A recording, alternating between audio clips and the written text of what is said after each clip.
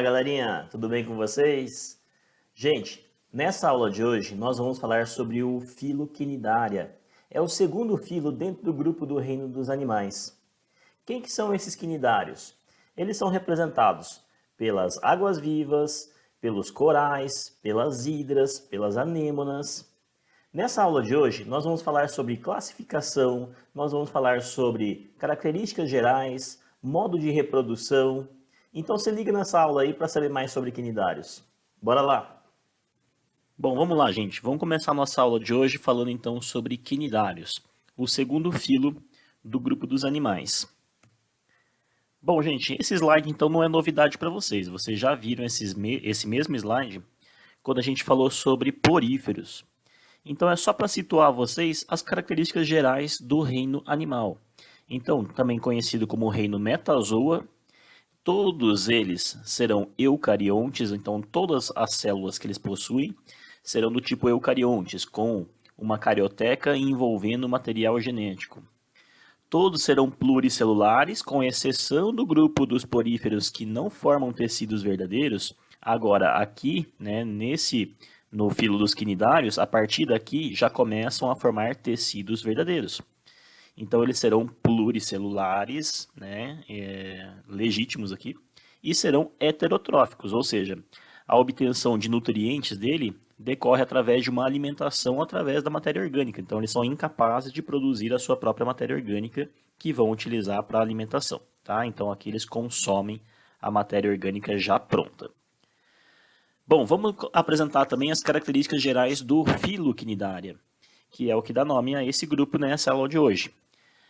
Todos eles serão aquáticos, embora a maioria seja de ambientes marinhos, de água salgada, nós temos alguns representantes de água doce, tá? Mas a maioria é marinho. Eles podem apresentar a forma de vida deles tanto fixa ou como, né, vida livre. Lembrando, né, que a forma fixa ela também pode ser chamada de pólipo, tá? E a forma livre, a gente acaba chamando ela de forma de medusas. A simetria desses animais. Lembra o que era simetria? É em quantos eixos nós conseguimos dividir o corpo desses animais para que eles permaneçam eixos simétricos, né? Dividindo em partes iguais. Aqui, eles tendem a ter uma simetria radial, assim como era lá em poríferos. Então, apresentam vários eixos, né? Como se fosse uma fatia de pizza ali, né? A gente divide num eixo central, a gente divide em várias, né? Várias porções.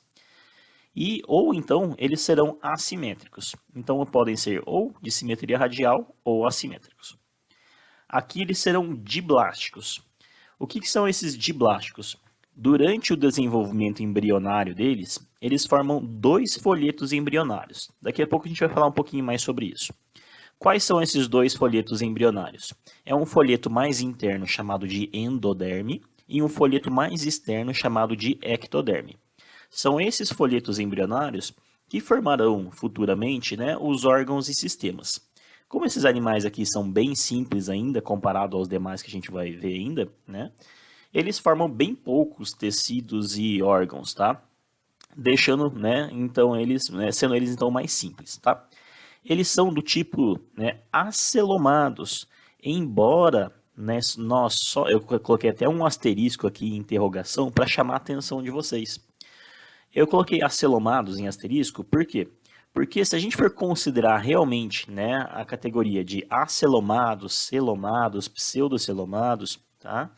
Isso aí só vale para organismos que são triblásticos, ou seja, que formam 3 folhetos embrionários. Nesse caso aqui, esses animais eu falei que eles são diblásticos. Então, eles não poderiam receber essa classificação ainda de acelomados, celomados e pseudocelomados, tá? Eu coloquei aqui mais porque alguns materiais didáticos vêm apresentando eles como sendo acelomados. O normal seria não considerar eles sendo nada. Então, por isso que eu não vou explicar ainda para vocês o que é, né, essa categoria, essa classificação de acelomados, celomados e pseudocelomados, tá? Vou deixar isso para a próxima aula. Bom, então eles formam tecidos verdadeiros, tá? Ao contrário dos poríferos. Só que esses tecidos, eles não vão formar muito bem órgãos, né? Eles vão formar um órgão, assim, órgãos mais primitivos, né? Um protótipo de órgão ainda que vai se desenvolver futuramente, né? Nos órgãos que a gente está acostumado a estudar, tá? O tubo digestório dele, né, aqui cabe salientar, porque assim, surge um tipo de sistema digestório dele, só que é um sistema digestório incompleto, tá? Por quê? Incompleto porque ele forma apenas a cavidade da boca, e ele não forma a cavidade do ânus para fazer a digestão. Eu chamei a atenção aqui porque, lembra quando eu falei de poríferos? Eu falei, a digestão deles é intracelular, e quem tem digestão intracelular são aqueles mais primitivos. Aqueles que são mais derivados, a digestão dele tende a virar extracelular. Aqui esse grupo ele já está nessa transição. Ele ainda mantém essa característica primitiva de digestão intracelular, mas ele começa aqui a ter uma digestão extracelular já, ok? Em uma cavidade que ela se assemelha em função ao nosso estômago, tá bom? Bom, vamos continuar então, que aí eu vou detalhar mais para vocês essas características aqui. Primeiro, vamos falar sobre a estrutura do corpo desses animais, tá? Ou seja, vamos falar também sobre os tipos de células que eles possuem. Bom, eu falei para vocês que eles têm, né, 2 folhetos embrionários, tá? Um folheto embrionário mais interno e o mais externo. O folheto embrionário mais externo, ele vai formar a região mais externa do corpo deles, chamada de ectoderme, tá? Que seria o revestimento. Essa ectoderme, elas possuem ali, né, quais tipos de células? Elas possuem células mioepiteliais, tá? Elas possuem células sensoriais e elas possuem células do tipo quinidoblastos. Chama atenção a vocês dessa célula quinidoblasto. Assim como eu salientei a importância das células coanócitos para os poríferos, aqui eu saliento para vocês a célula quinidoblasto para os quinidários, ok? Já vamos falar um pouquinho mais sobre ela. Bom, o que serão essas células aqui? Ó? As células mioepiteliais, mio quer dizer músculos, epiteliais, que é o revestimento do epitélio. Então, elas são células que fazem uma contração, tá? Elas têm a função de fazer o revestimento e a contração. Para que contração? Para que elas apresentem um certo tipo de movimento, até mesmo locomoção, no caso daquelas de vida livre, tá bom? Elas estão representadas, então, aqui nessa figura, tá? Então, você tem aqui, ó, as células do epitélio que fazem um revestimento, tá? As células sensoriais, que faz a captação, então, né, a percepção do meio ambiente e o que está em volta dela, certo? Nós temos agora, na região interna, vou deixar isso aqui para depois, na região mais interna, então, que seria formado através do segundo folheto embrionário, que seria a endoderme, ela vai formar uma cavidade digestiva chamada de gastroderme, né, que seria o revestimento dessa cavidade, e a cavidade onde faz a digestão chamada de cavidade digestiva, né, ou gastrovascular. Bom, as células que formam essa cavidade, então, são células digestivas. São responsáveis, então, por fazer a digestão extra e intracelular. Já vamos falar um pouquinho mais sobre essa digestão extra e intracelular, tá? E aí, entre a ectoderme e a gastroderme, tá? Então, aqui, ó, entre essa que seria a ectoderme e aqui que seria a gastroderme, ela formaria esse tecido aqui, ó, intermediário, chamado de mesogleia. Seria como um tecido gelatinoso, né?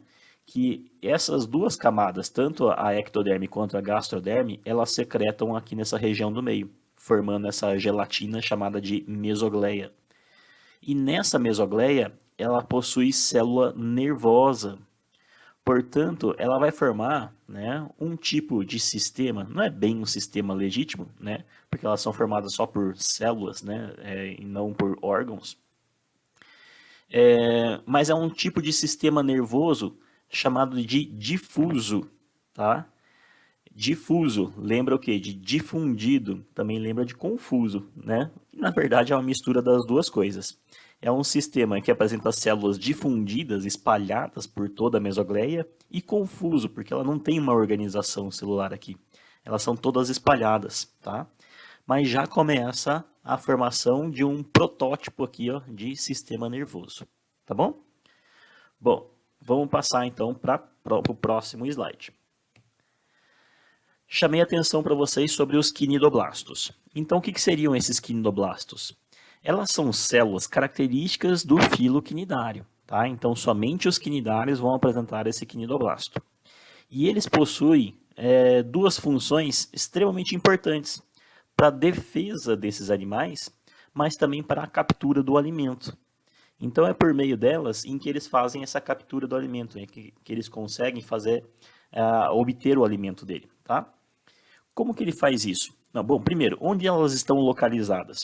Esses quinidoblastos, eles estão localizados nos tentáculos, tá? Então, tanto na água-viva, né, na forma de medusa, ou quanto na forma de hidra, eles terão seus tentáculos. E nesses tentáculos, revestindo, né, o tentáculo tanto por fora quanto por dentro, ele vai ter, então, esses quinidoblastos, tá? Como que funciona esse quinidoblasto? Aqui eu deixei nessa figura uma ilustração dele em maior tamanho, tá? Primeiro, vamos analisar esse quinidoblasto, né, que a gente chama ele de não disparado, ou então desarmado, tá? O que ele está nesse quinidoblasto aqui, ó? Essa célulazinha aqui, ela está então espalhada por todo o tentáculo, e tá vendo essa estruturazinha aqui, ó, chamada de quinidocílio? Ela funciona como se fosse um gatilho de um revólver.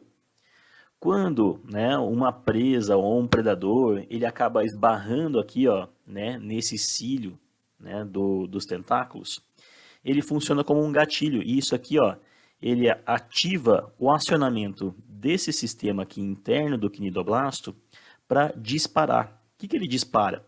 Tá vendo esse conezinho aqui, ó, central? E ele tá em volta dele, tem enrolado uma espécie de um fio aqui, tá? Quando ele aciona, né, esse quinidocílio, é o sinal para disparar esse conteúdo aqui de dentro, tá? Que é o nematocisto. Quando ele dispara, ele joga para fora, ó. Esse conezinho que estava voltado para dentro, esse vai ir para fora agora. E ele dispara esse filamento, como se fosse um chicote, tá? E o que tem de mais nisso aqui? Dá uma chicotada, ele mata a presa pela chicotada. Isso aqui é muito pequeno, tá? Não causaria efeito nenhum o simples fato de bater esse filamento aqui na presa. Então, o que acontece? Acontece que nesse sistema aqui, ó, ele está embebido de uma substância que ela pode causar ou uma queimadura ou pode ser até mesmo um veneno, né, causando paralisia do animal. Então, quando ele faz esse disparo do nematocisto que está aqui dentro, ele everte, ele joga para fora, né, todo esse conteúdo do nematocisto com o filamento aqui. E aí ele consegue inocular, então, essa substância na sua presa ou no predador que está atacando ele, tá? E aí o que ele faz? Ele vai causar, então, danos, né, ao outro animal. Pode ser simplesmente uma queimadura, né, por ser uma substância básica, né, então ela tem um caráter básico. Então ela faz a queimadura na pele de uma pessoa, por exemplo. Certamente vocês já devem ter tomado ou conhece alguém que tomou uma queimadura de uma água-viva, tá? Entrou em contato com esses filamentos, esses tentáculos aí da água-viva e ela causa essa queimadura. A pessoa, ela sente realmente naquela região, né, onde foi afetada, que aquela região está queimando e sente muita dor, tá? Por que acontece essa dor? Porque essa substância, ela tem um caráter básico. Então, ela causa uma queimadura por base forte, tá? Para tentar, né, uma forma, né, de aliviar um pouco essa dor, muitas pessoas têm, né, uma certa lenda urbana aí, né, de jogar Coca-Cola, né, ou então de urinar em cima, né, dessa região afetada. Por quê? Porque tanto a Coca-Cola ou a urina, ela tem um caráter ácido. E o ácido, em contato com uma base, eles se neutralizam, gerando sal e água, tá? E a dor cessaria, tá? É lógico, minha gente, e esse não é o procedimento indicado para essas situações. O correto, né, é lavar com água e procurar o quanto antes, né, um atendimento médico para que ele faça, né, no hospital, o médico, ele faça o procedimento correto, ok? Bom, mas é só para ilustrar essa situação. Mas, né, essa substância, ela não causa somente, né, uma queimadura, né, assim nas pessoas. Ela pode ter, inclusive, substâncias venenosas que causam a paralisia, então, do animal da presa.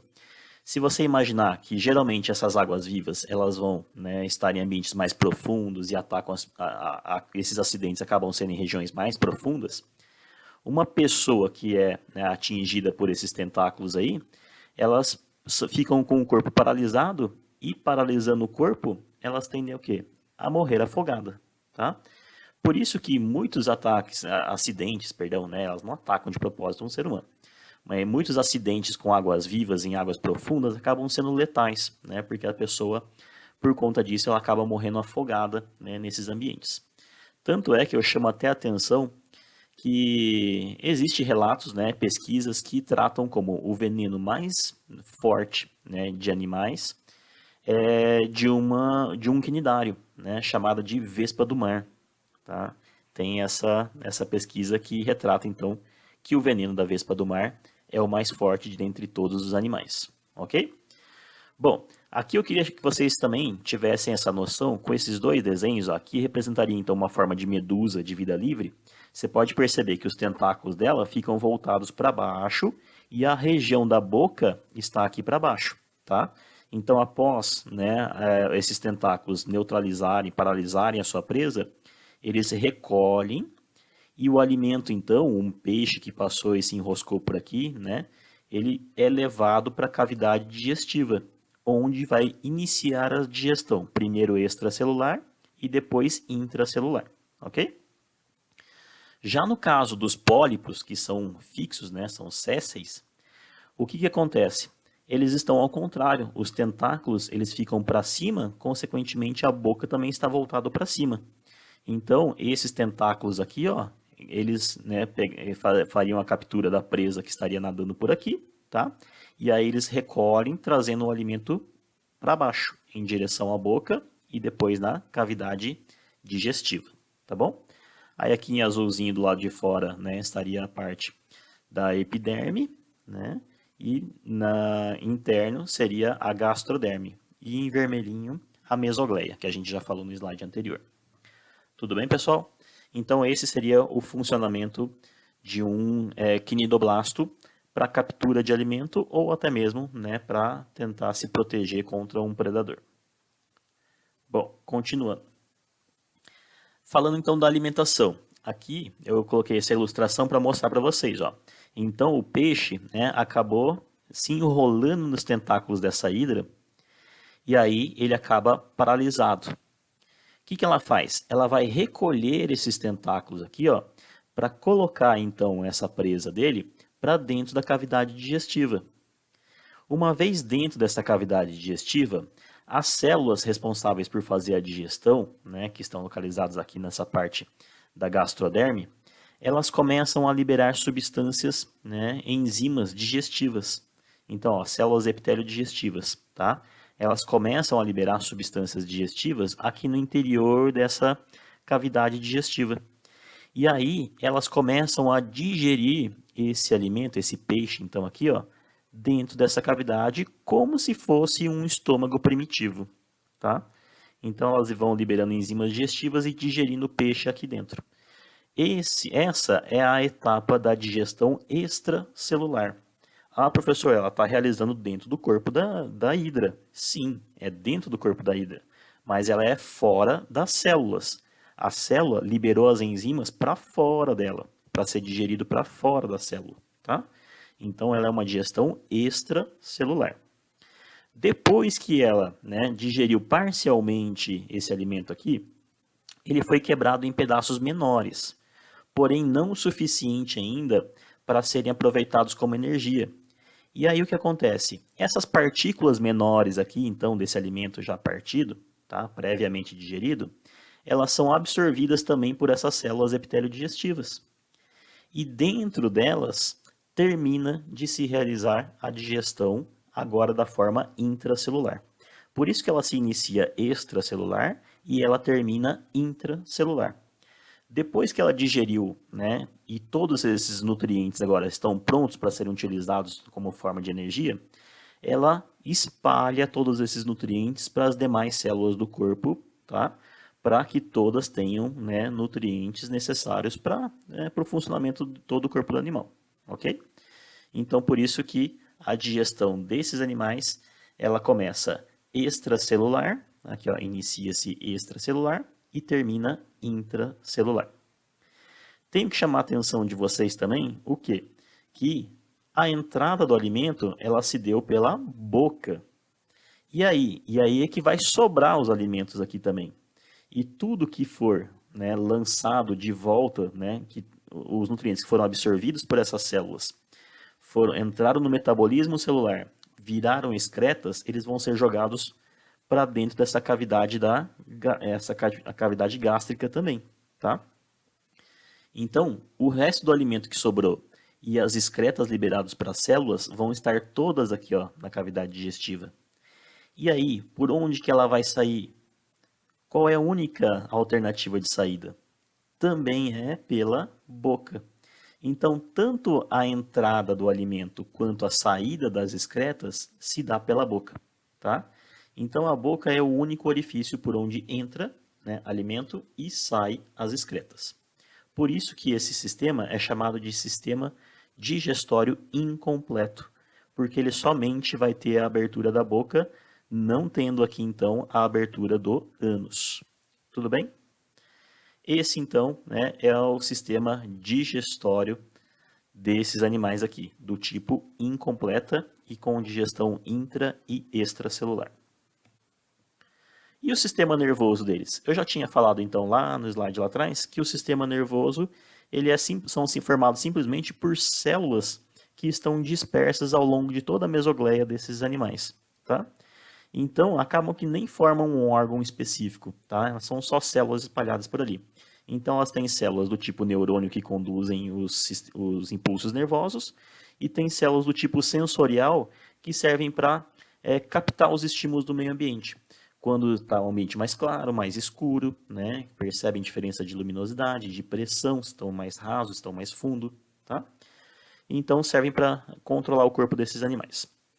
Bom, é um sistema nervoso chamado difuso, tá? Porque são formados apenas por células espalhadas por todo o corpo desse animal, né? Na região da mesogleia. E não tem muita função, né? Quer dizer, não tem nenhuma função aqui como o nosso sistema nervoso de fazer um tipo de raciocínio, tá? Então ela não tem processamento cognitivo de informações, ok? E o sistema locomotor? O sistema locomotor também não existe. Eles são formados simplesmente por células que são contráteis, mas isso não forma um sistema. Então, o que serve essas células mioepiteliais? São células que realizam contração. Porque se você vê que alguns animais, eles fazem, né, eles são de vida livre, como as águas-vivas. E elas fazem um movimento contrátil para ela fazer, né, a natação, para ela poder nadar e se deslocar ao longo da coluna d'água. Tá bom? Então, não possui sistema locomotor e o sistema nervoso consideramos eles sendo difusos. E a respiração, excreção e circulação? Também não existe, tá? Esses três processos aí, para respirar, né, obter a energia, fazer a troca gasosa, a excreção, que é para liberar substâncias que não servem do corpo delas, e a circulação é para distribuir todos os nutrientes pelo corpo desses animais, não existe um sistema que faça isso. Tudo isso é feito através de um processo chamado de difusão. O que é difusão? Simplesmente é a passagem, né, dessas substâncias de um meio mais concentrado para um meio menos concentrado. Ah, tem muito oxigênio aqui, né, nessa célula. E a outra célula do lado não tem quase nada de oxigênio. Então o oxigênio passa de uma célula para outra que tem menos. E assim vai espalhando ao longo de todo o corpo desse animal. Célula a célula, por um gradiente de concentração. Isso é chamado de difusão. Assim é feito então o transporte dos gases, das excretas e dos nutrientes que circulam pelo corpo desses animais. Tá bom? Só lembrando aqui que os nutrientes, né, eles vieram primeiro lá da digestão, né? Então ocorreu a digestão extra, depois terminou intra, e aí eles caminham, né, por difusão célula por célula, tá bom? E as excretas, todas elas vão ser eliminadas primeiro para a cavidade gástrica, tá? Para depois saírem pela boca. Tudo bem? Então é isso. Continuando. E a reprodução delas, professor? Como que os quinidários se reproduzem? De novo, se eles são organismos simples, eles têm, né, tipos de divisão bem simples.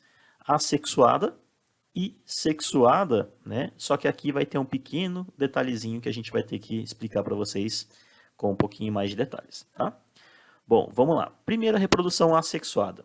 São os 3 tipos de reprodução assexuada aqui, né, que mais acontecem então nesses quinidários.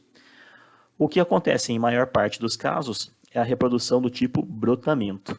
Então, você tem aqui, ó, né, um organismo, um quinidário, e depois, em certo momento da vida delas, um estágio da vida, ela começa a desenvolver, do lado dela aqui, um pequeno broto, como se fosse uma pequena cópia do corpo dela. Esse broto ele vai crescendo, cada vez mais cresce mais um pouquinho, até que chega ao ponto que esse broto ele se destaca, né, do indivíduo principal que deu origem a ele, cai aqui ao solo e desenvolve um outro ser vivo aqui ao lado, geneticamente idêntico, igual ao primeiro que lhe deu origem. Tá? Às vezes acontece até mesmo desse broto nem chegar ao ponto de se destacar dele, cair ao lado e formar outro. Ele fica grudado mesmo aqui nele. Então cresce um outro indivíduo colado nele. Aí do broto cresce um outro broto colado nele. E assim por diante. Ao ponto que acaba formando, né, um organismo gigantesco, tá? Cheio de brotos colados nele. Isso é o exemplo dos corais. Né? Muitos corais eles se reproduzem desse jeito, formando aqueles recifes de corais gigantescos. Tá? E todos eles são originados a partir de um indivíduo que foi tendo brotamento, brotamento e brotamento, sem fazer essa divisão aí para formar um outro indivíduo separado. Ok? Eles permanecem todos ligados. Outro tipo de reprodução bem comum, mas daí não é de forma espontânea, e sim de forma induzida, é a regeneração. Quando ocorre uma quebra, né, do organismo, ele tem a capacidade de regeneração. Haja visto a simplicidade da organização do corpo desses animais. Tá? Como eles têm uma organização simples, é possível de se fazer a regeneração em grandes proporções. Tá bom? Então, fragmentando o corpo desse animal, né, aqui nessa ilustração em 3 partes, ela origina facilmente 3 novos indivíduos, também geneticamente idênticos. E um outro processo aqui, ó, de divisão que ainda vocês não conheciam, é um processo de reprodução assexuada por estrobilização. Quando um indivíduo fixo, né, ele é séssil, um pólipo aqui, ó, ele começa a fazer uma divisão de camadas que eles possuem aqui, formando formas livres, chamada de estróbilos. Então, o corpo desse animal ele é constituído de vários estróbilos. E cada estróbilo ele dá origem, então, a um novo indivíduo de forma livre, tá? Uma forma medusa. Esse processo é a estrobilização. Tá bom? Tenho que chamar a atenção para vocês desses 2 processos aqui, ó, né? De brotamento e de estrobilização, porque eles serão importantes para esse processo de reprodução sexuada que nós vamos ver agora. Galerinha, aqui nesse processo de reprodução sexuada, não é um processo simplesmente e exclusivamente de reprodução sexuada.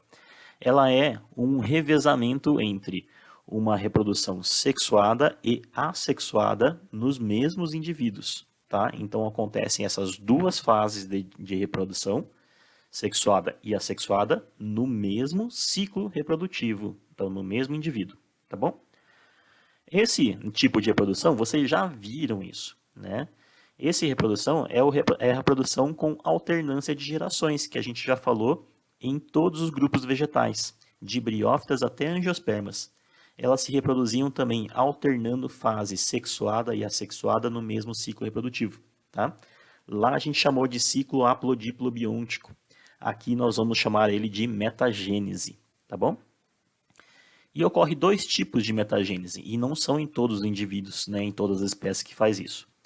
Aqui eu passei para vocês as 2 espécies representantes, uma de cada ciclo. Na obélia, tá, é o nome então desse ser vivo, desse quinidário, a obélia o que ela faz? Ela tem esse aspecto aqui, ó. Ela tem uma forma de vida séssil, né? Ela é um pólipo, ela é preso no fundo do oceano aqui, ó. Parece como se fosse uma arvorezinha aqui, né? Lembrando que de vegetal não tem nada, isso aqui é um animal, tá? Então, ó, essa obelia, na fase de reprodução assexuada dela, ela vai emitir brotos. Então, ela tem um ramo, né? Nesse ramo aqui, que é a fase de reprodução, né? Um ramo reprodutivo dela. Ela vai liberar, então, por brotamento, uma pequena medusa, tá? Uma forma livre.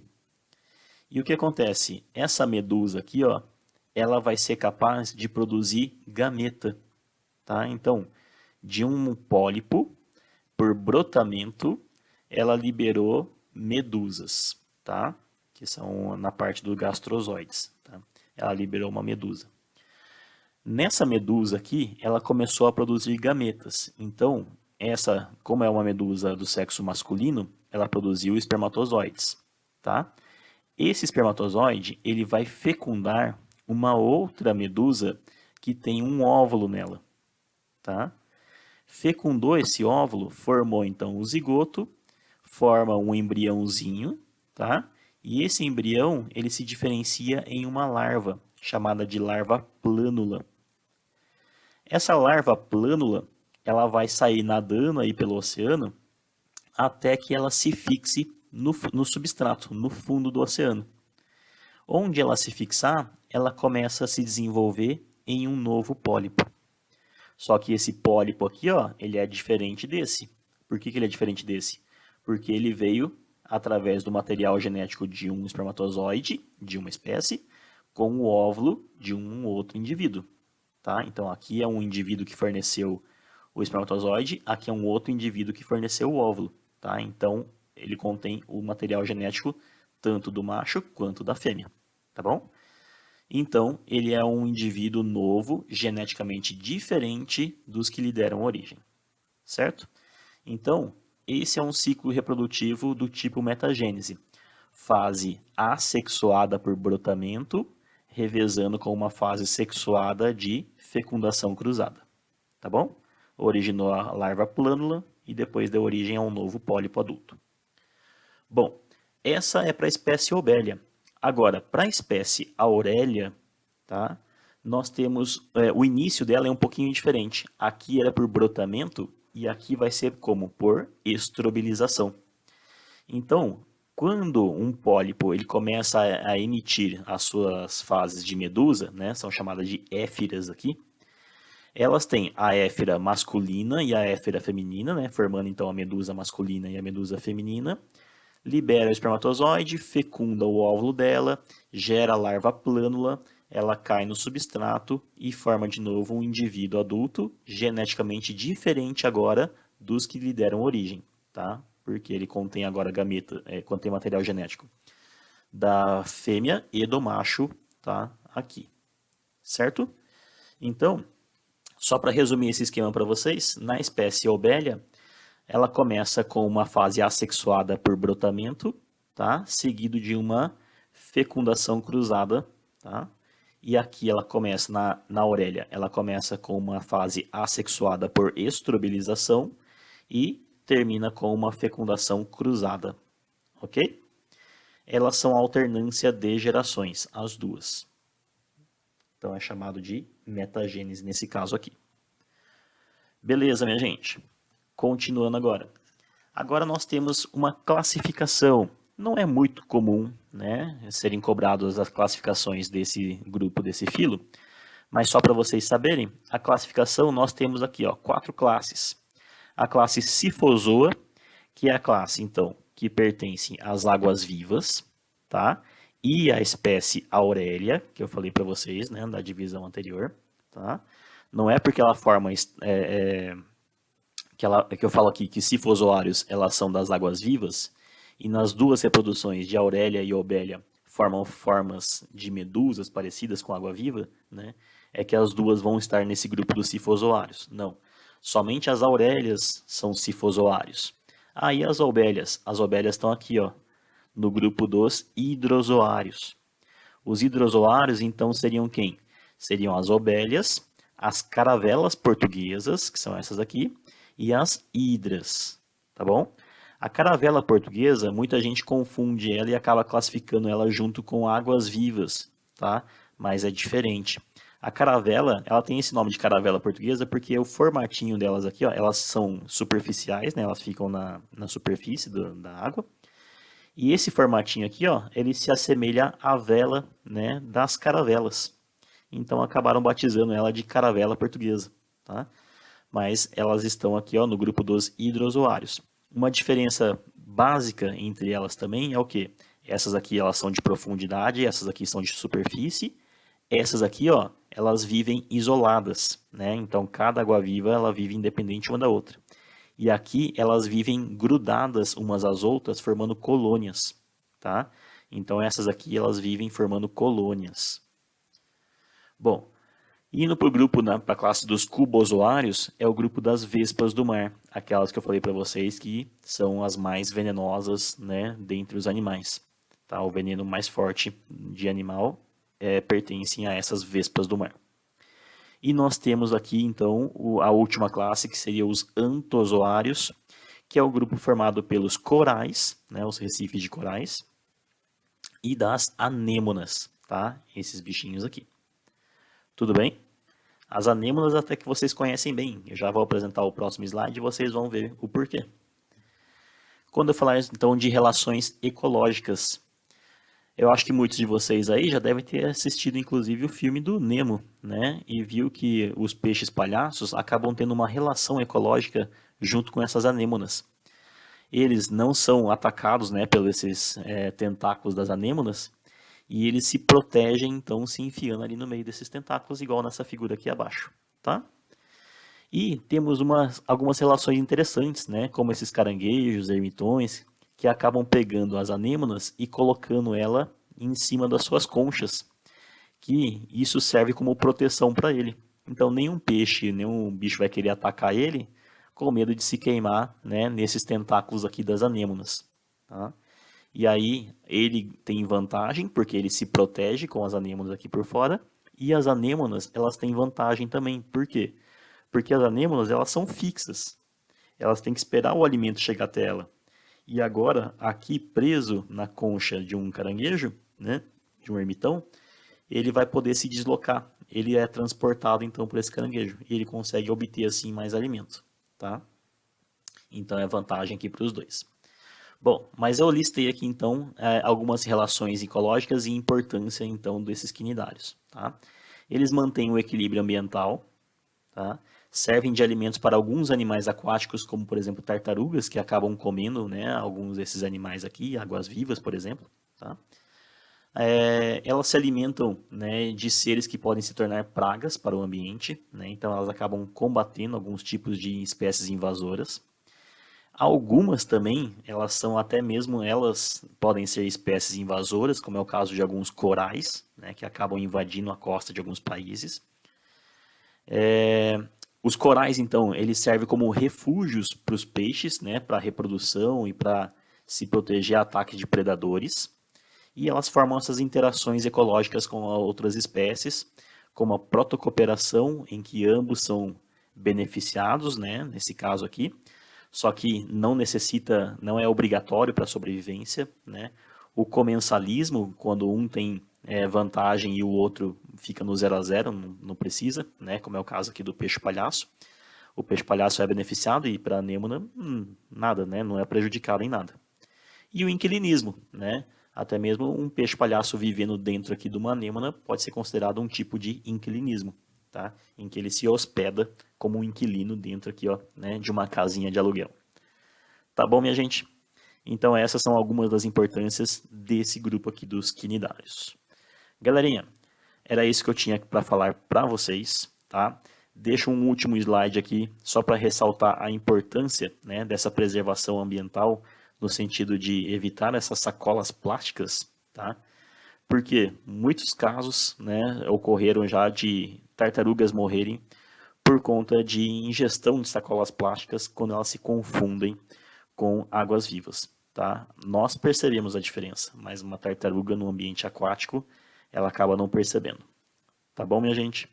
Então vamos ajudar a salvar o planeta e as tartarugas não desperdiçando, não jogando, contaminando os oceanos com sacolas plásticas. Forte abraço para todo mundo, minha gente. Fique com Deus e até a próxima aula.